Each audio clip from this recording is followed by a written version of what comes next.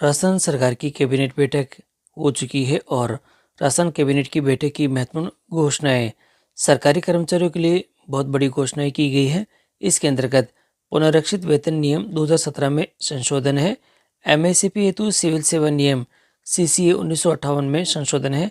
बेरोजगारों के लिए भी महत्वपूर्ण निर्णय है और जो कि सबसे महत्वपूर्ण रहेगा अब पंचायतों के ग्राम पंचायतों के चुनाव के संदर्भ में। तो साथियों, ये जो कैबिनेट की बैठक हुई है इसके अंदर क्या क्या महत्वपूर्ण निर्णय लिए गए हैं, आज की इस वीडियो के अंदर आपको इसके बारे में पूरी जानकारी दी जाएगी। तो आप वीडियो को शुरू से अंत तक जरूर देखें और यदि आप चैनल पर हैं तो चैनल को सब्सक्राइब करके जिसके इस प्रकार के महत्वपूर्ण अपडेट जो कि हम आपके लिए लेके आते हैं आपको सबसे पहले हमारे चैनल के माध्यम से प्राप्त होते हैं। तो साथियों, शुरू करते हैं आज का वीडियो। साथियों, राज्य मंत्रिमंडल की बैठक में किए गए महत्वपूर्ण निर्णय और कैबिनेट की बैठक के ये महत्वपूर्ण निर्णय है और इसके अंतर्गत जो महत्वपूर्ण चीज़ें निकल के आई है वह कुछ इस प्रकार से है। देखिएगा, पूर्ववर्ती सरकार द्वारा नवगठित जिलों और संभागों का पुनर्निर्धारण यहाँ पे वापस कर लिया गया है। राजस्थान में अब 7 संभाग और 41 जिले होंगे। समान पात्रता परीक्षा स्कोर की वैधता रहेगी अब 3 वर्ष और पशुधन सहायक के पदनामों में परिवर्तन के साथ पदोन्नति का मार्ग हुआ प्रशस्त। और साथियों, यहाँ सभी के लिए अपडेट है। साथियों, मुख्यमंत्री श्री भजनलाल शर्मा की अध्यक्षता में शनिवार को मुख्यमंत्री कार्यालय में आयोजित मंत्रिमंडल की बैठक में कर्मचारी कल्याण के साथ युवाओं के हित, प्रदेश में सुशासन और समग्र विकास सुनिश्चित करने के लिए प्रशासनिक दृष्टि से महत्वपूर्ण फैसले लिए गए हैं।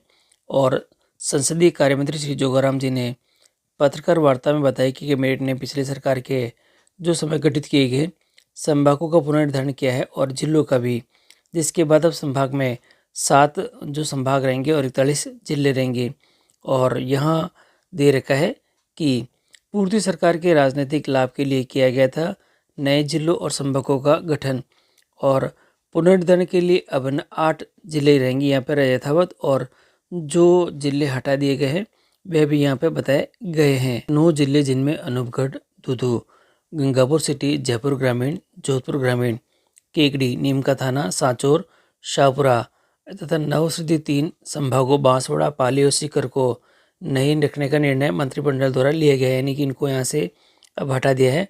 आचार संहिता से ठीक पहले घोषित 3 नए जिलों मालपुरा, सुजानगढ़ और कुचामन सिटी को भी निरस्त करने का निर्णय राज्य मंत्रिमंडल ने ले लिया है।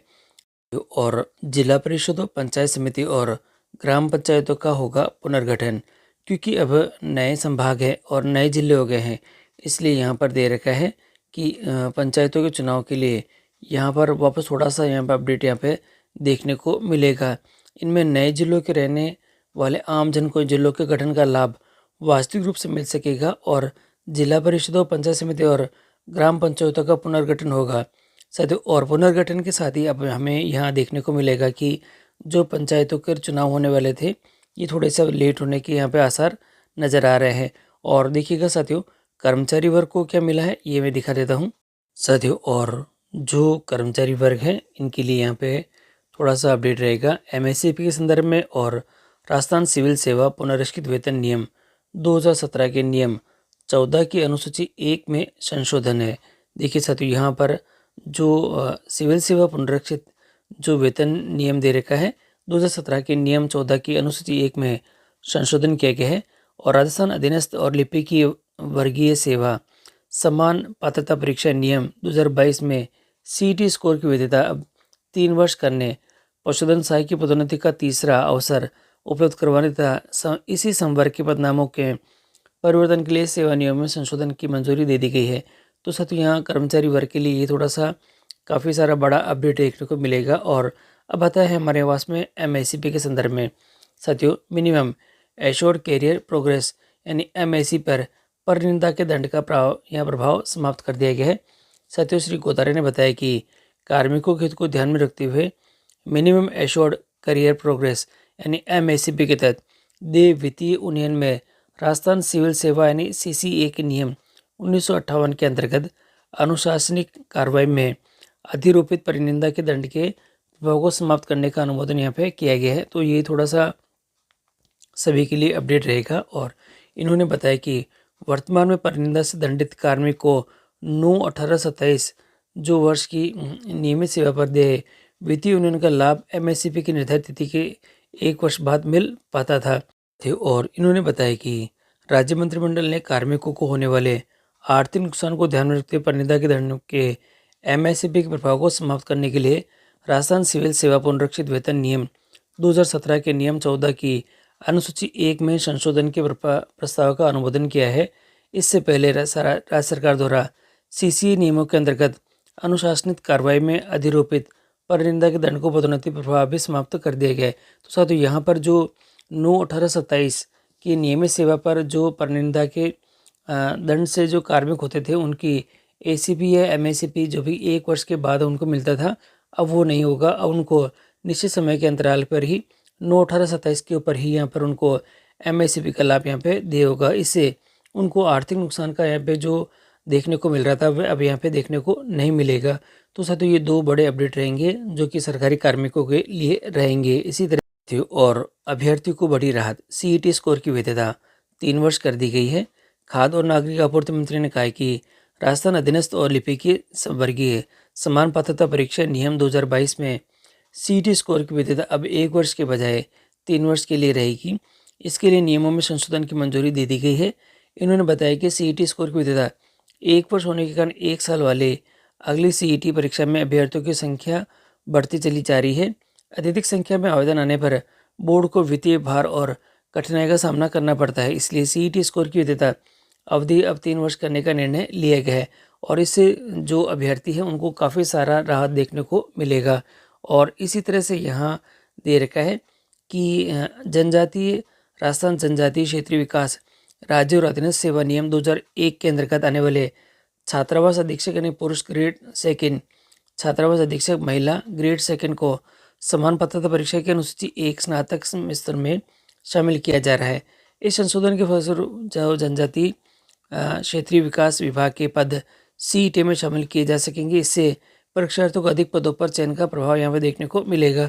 तो ये अभ्यर्थियों के लिए बड़ी अपडेट रहेगी कि सीईटी का स्कोर अब 3 साल हो गया है और जो अपने पास छात्रावास अधीक्षक पुरुष ग्रेड 2 और छात्रावास अधीक्षक महिला ग्रेड 2 को भी सीईटी के अंदर यहाँ पे शामिल कर दिया गया है।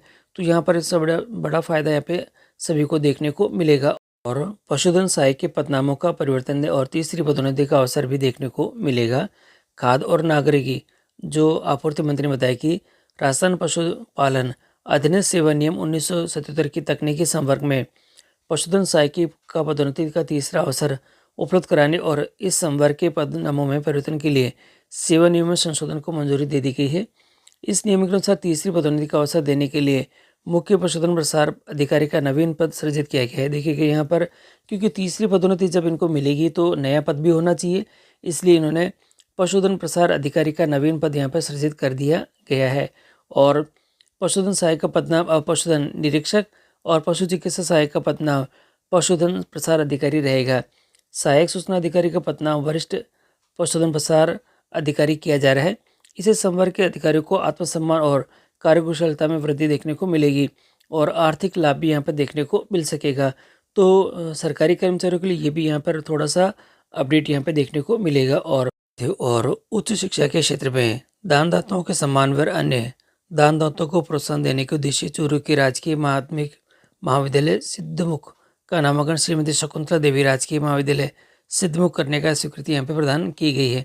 तो साथियों, यहाँ पर ये आप सभी के लिए कंप्लीट यहाँ पर अपडेट रहेगा साथियों। और इसी के साथ ही तबादलों के संदर्भ में भी यहाँ पर अपडेट रहेगा कि तबादले शीघ्र खोलने के आसार यहाँ पर लग रहे हैं और ऐसा कहा जा रहा है कि जो तबादले हैं वह जनवरी के प्रथम सप्ताह में खोले जा सकते हैं, कुछ समय के लिए खोल सकते हैं। और किन किन संवर्ग का और किन किन के लिए ये जो ट्रांसफ़र पॉसिबल होंगे इसके लिए थोड़ा सा हमको वेट करना पड़ेगा, क्योंकि अभी स्थिति इसके बारे में स्पष्ट नहीं है। परंतु ये दिख रहा है कि जो सभी संवर्गों को इन्होंने फ़ायदा दिया है तो शीघ्र ही ट्रांसफ़र के संदर्भ में भी आप सभी को अपडेट देखने को मिलेगा। तो साथियों, ये जो बड़ी अपडेट थी कि मंत्रिमंडल की बैठक में क्या क्या महत्वपूर्ण निर्णय हुए हैं, तो मैंने आपको पूरी कंप्लीट जानकारी इसके माध्यम से दे दी है। तो साथियों, तबादलों के संदर्भ में अपडेट और अन्य विभागीय अपडेट के लिए आप चैनल पर बने रहे। धन्यवाद।